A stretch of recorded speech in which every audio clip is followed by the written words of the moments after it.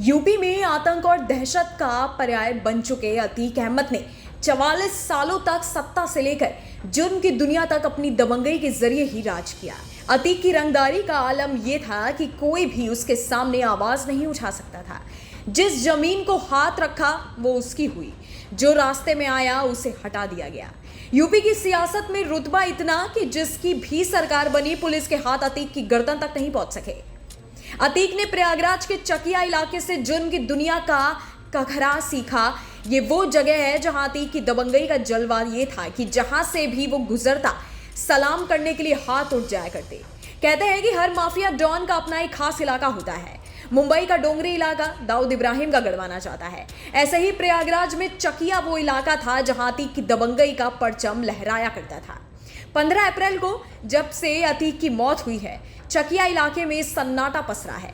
पूरा इलाका मानो छावनी में तब्दील है। चप्पे चप्पे पर पुलिस मौजूद है। अतीक और उसके भाई का कफन दफन भी पुलिस की सुरक्षा में ही हुआ।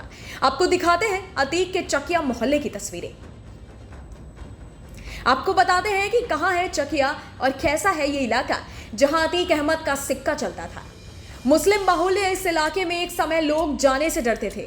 आप इसे सकरी गलियों से घिरा मोहल्ला समझ सकते हैं। अगर आपको पहले से किसी का पता नहीं मालूम तो आप अंदर घुसकर भ्रमित हो जाएंगे।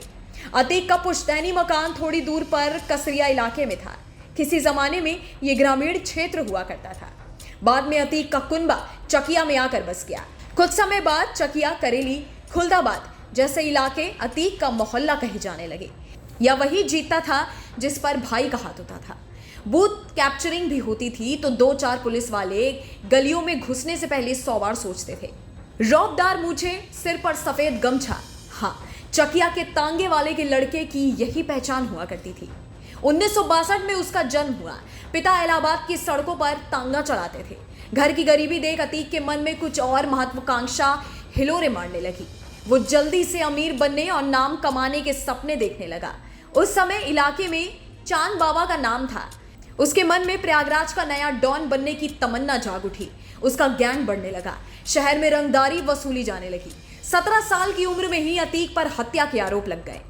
कुछ समय बाद ही चांद बाबा और अतीक के गैंग में झगड़ा शुरू हो गया। इलाहाबाद के नए गैंगस्टर का नाम बढ़ रहा था और चर्चा में आ रहा था।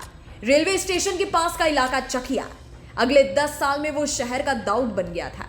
80 से ज्यादा केस दर्ज हो चुके थे। शहर में उसकी तूती बोलती थी। नाम लखनऊ तक सुना जाने लगा। लेकिन अभी अतीक को कुछ और करना बाकी था। अतीक को चकिया से निकलकर सत्ता का स्वाद चखना था। वो समझ रहा था कि पैसे के साथ पावर सियासत से ही मिल सकती है। और 1989 में अतीक ने इलाहाबाद पश्चिमी सीट से निर्दलीय चुनाव लड़ा। अतीक 5 बार विधायक रहा और 1 बार सांसद बना। ये वो दौर था जब अतीक अहमद का काफिला प्रयागराज के किसी चौराहे से गुजरता था तो ट्रैफिक रुक जाता था। जो जहां होता वहीं से धड़ाधड़ गुजरती सफेद टाटा सुमो देखने लगता था।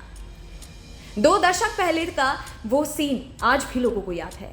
सफेद गाड़ी के काले शीशे से झांकती 2 नली लोगों को खौफ से भर देती थी।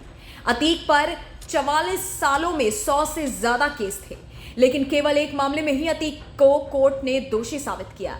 यह केस साल 2006 का है, जब राजू पाल हत्या के गवाह उमेश पाल का अतीक ने अपहरण करवा लिया था। उस वक्त यूपी में समाजवादी पार्टी की सरकार थी। अतीक के खिलाफ केस ही दर्ज नहीं हो सका। 2007 में बीएसपी की सरकार बनी, तभी अतीक पर एफआईआर दर्ज हुई। 17 साल ये केस चला। केवल यही इकलौता केस है जिसमें अतीक दोषी साबित हुआ। अतीक के जुर्म का अंत भी बुरा ही हुआ। शनिवार को उसी अतीक को प्रयागराज में सरेआम गोलियों से भून दिया गया। अतीक के साथ उसके भाई अशरफ को भी मौत के घाट उतार दिया गया। 2 दिन पहले ही अतीक के बेटे को पुलिस ने झांसी में एनकाउंटर में मार गिराया था।